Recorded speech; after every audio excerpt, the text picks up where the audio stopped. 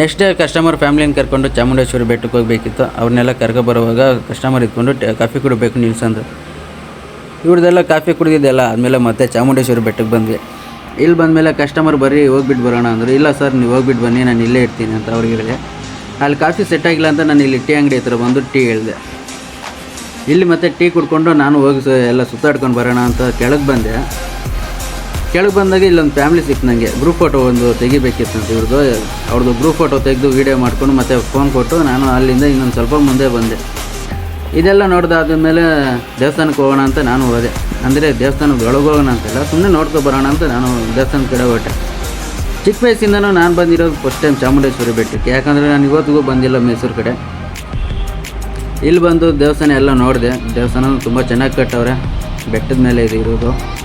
ಇನ್ನೂ ಸ್ವಲ್ಪ ಮುಂದಕ್ಕೆ ಹೋಗಿ ಎಲ್ಲ ನೋಡೋಣ ಅಂತ ಇನ್ನೂ ಮುಂದಕ್ಕೆ ಬಂದೆ.